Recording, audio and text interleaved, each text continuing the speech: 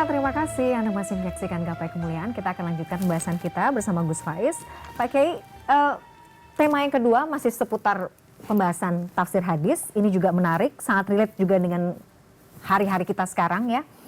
Ada sebuah hadis yang diriwayatkan oleh Abu Hurairah radhiyallahu anhu. Rasulullah bersabda, Islam itu dimulai dalam keadaan asing dan akan kembali dalam keadaan asing seperti permulaannya. Maka beruntunglah orang-orang yang asing. Nah, asing di sini kan karena saya juga masih fakir ilmu Pak Kiai, karena yang asing seperti apa ya maksudnya? Apakah berbeda kemudian dengan kondisi sekarang atau seperti apa Pak Kiai? Iya, jadi konteksnya gini loh. Islam itu dimulai dari sesuatu yang dianggap aneh oleh masyarakat. Anehnya di mana? Masyarakat ketika Islam hadir itu biasa meminum minuman keras, memperjualbelikan perempuan. Tiba-tiba Islam datang dengan mengharamkan minuman keras dan memuliakan perempuan. Maka itu dianggap agama yang aneh. Para pemirsa bisa lihat ada banyak film terkait dengan dakwah Rasulullah di masa-masa awal.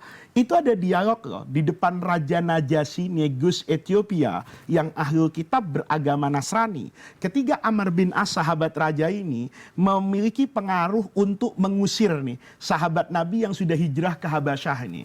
Maka Raja Ethiopia Negus itu mengatakan gitu loh.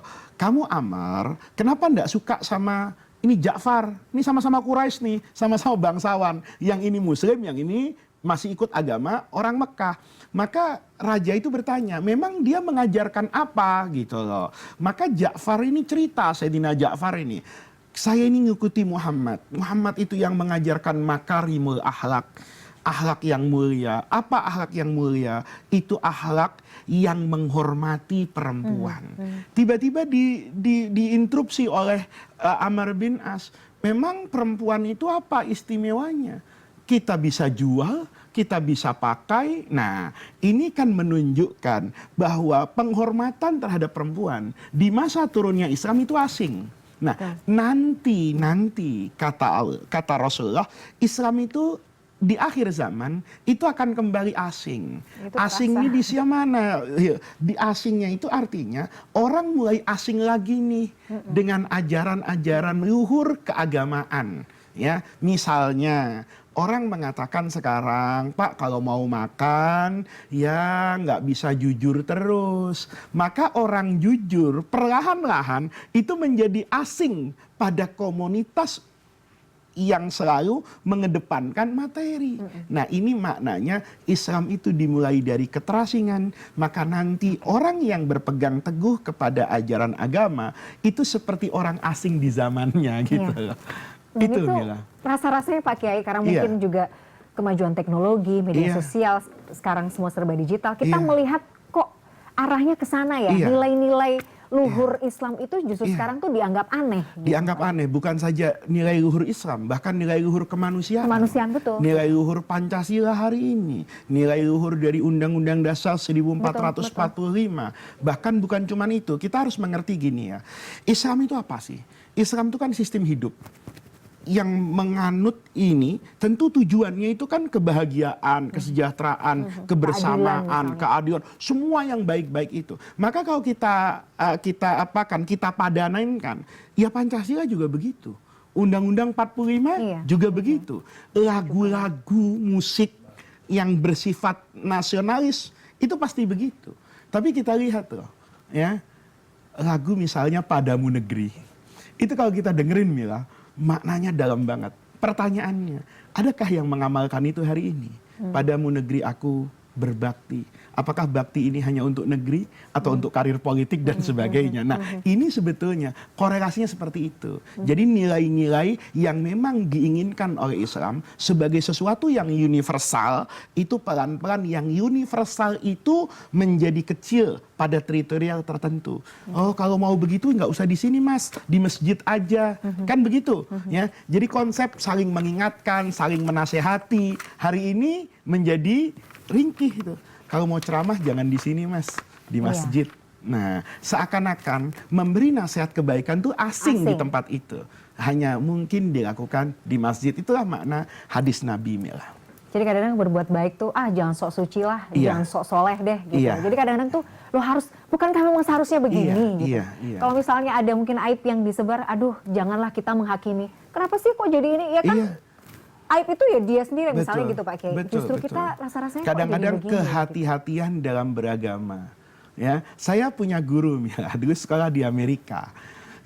Beliau itu orang Madinah, orangnya khusyuk, tenang.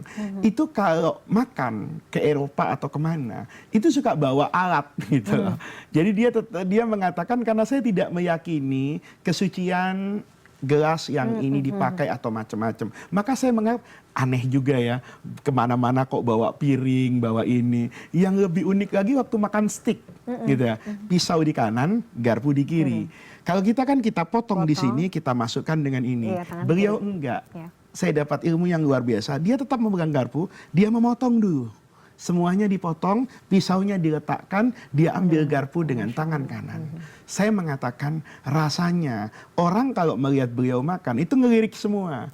Kan biasanya 2 tangan memang untuk makan steak. Mengapa sekarang tetap hanya menggunakan 1 tangan? Saya mengatakan bahwa inilah boleh jadi ketika ada orang muslim sendiri yang mempertanyakan gaya itu, berarti dia kan sudah terasing tuh dengan ajaran agamanya. Nah ini Mila yang boleh jadi diingatkan oleh Rasulullah. Hadis tadi itu sebenarnya mengingatkan kita loh untuk terus belajar, merawat, menjaga semua amalan itu sehingga dia tidak menjadi asing buat generasi selanjutnya. Jadi kalau sekarang kita pakai ini, apalagi kita generasi muda ya, dengan berbagai macam tantangan dan godaan ini, ya udah gitu, kita tutup mata Pak Kiai, kita tetap konsisten berbuat baik, kita tadi melanggengkan nilai-nilai kebaikan lagi Pak Kiai. Mengajarkan, melestarikan kebaikan tanpa perlu merendahkan orang pada sesuatu yang memang dia masih di cover dalam frame agama.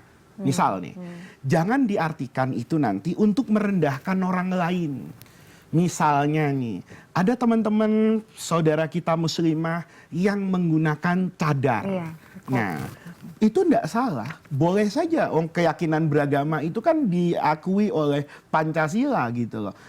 Saya punya banyak kawan itu sangat moderat pandangan keislamannya, sangat cinta tanah air, tapi istrinya memang memakai cadar gitu loh. Tapi istri teman saya ini itu tidak pernah merendahkan istri saya yang pakaiannya tidak menggunakan cadar, yang mukanya terlihat, telapak tangannya terlihat, tidak pernah diprotes. Nah, yang seperti ini itu yang kita katakan pemahaman yang benar. Tapi kalau kemudian dia katakan, ini loh pakai cadar yang dulu aneh, sekarang dianggap aneh, kamu tuh bermaksiat Mila, wajahnya masih kelihatan digapai kemuliaan. Nah, itu bukan dalam konteks hadis ini.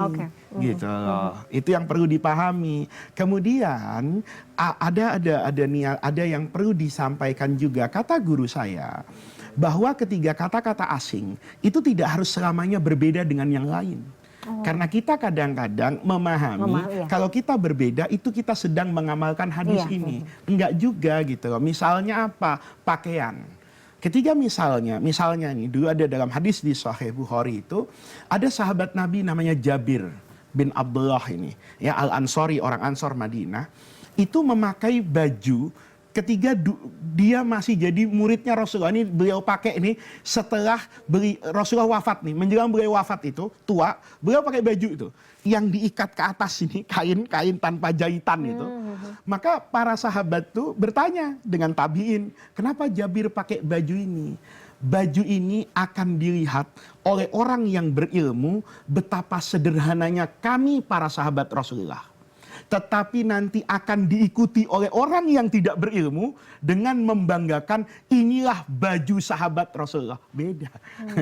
Kata Jabir, baju ini saya pakai supaya kalian tahu betapa bersahajanya kami dahulu dengan Rasulullah. Kain mahal, maka kami pakai baju seperti ini. Tetapi saya pakai ini bukan untuk kalian ikuti, Karena sekarang kain sudah murah, penjahit sudah banyak. Jangan kemudian pakaian itu dipakai. Ini loh, badal Islamu ghoriban. Dulu baju gini rasanya asing, maka sekarang terasing. Itu bukan ghoriban, tapi mau panjat sosial. Mau terkenal, ada syahwat tersembunyi, merasa lebih mirip dengan sahabat Nabi misalnya. Bukan itu konteks hadisnya. Oke, dan kita berpegang teguh misalnya itu tadi melanggengkan nilai kebaikan, keadilan dan segala macam itu Pak Kiai, supaya itu tadi ya di Iya. akhir hadis menjadi orang-orang yang beruntung. Beruntung, Pak Kiai. iya. Karena kalau tidak udah pasti kita tergelincir Iya, dalam iya. akhir zaman ini. Iya, Pak Kiai. dan itu ada hadisnya. Menjelang akhir zaman nanti kata Rasulullah, yang hilang dari kehidupan manusia apa? Di antaranya Nabi katakan amanah. Sehingga nanti terkenal di satu masa, kalau kalian ingin bertemu dengan pedagang yang amanah, datanglah ke pasar itu, namanya si A. Karena hari itu sudah sangat sedikit pedagang yang punya komitmen terhadap amanah. Nah itu namanya badal Islamu ghoriban. Kan kita sering nggak ada barang dioplos, ada barang dibuat KW. Kemarin beras dioplos, Iya, Pak Kiai. ada standar yang dikurangi. Nah ini namanya amanah. Tapi hari ini kita dapatkan itu seperti kebiasaan. Iya, iya. Seperti Sudah menjadi sesuatu yang kelaziman. harus dimaklumi. Gitu. Ketika kita beli barang begini, merasa tertipu, ya wajarlah murah. Ini bukan persoalan murah. Wajar. Perjanjiannya kan barangnya spesifikasinya begini. Ketika dia memasang harga seperti ini, itu tidak ada kait mengaitnya antara harga yang murah dengan penipuan. Kalau dia mengatakan ini harganya murah, maka spesifikasinya kami turunkan seperti itu namanya amanah. Tapi menjual sesuatu terlihat bagus di medsos nih, begitu diterima, ya, saya juga punya pengalaman barang ini bagus, saya beli. Yang datang berbeda. Dan itu kemudian masyarakat memaklumi kadang-kadang, ya udahlah, cuman segitu, namanya juga beli online. Nah, sehingga pelan-pelan ini menghilangkan nilai-nilai yang perlu dijaga oleh seorang penjual yang namanya amanah. Insya Allah, aduh menarik sekali. Pak Kiai, tapi kita jeda dulu ya Pak Kiai, Baik. nanti kita akan lanjutkan lagi, masih banyak pertanyaan juga yang perlu kita elaborasi. Pemirsa jangan kemana-mana, Gapai Kemuliaan masih akan kembali sesaat lagi, tetaplah bersama kami.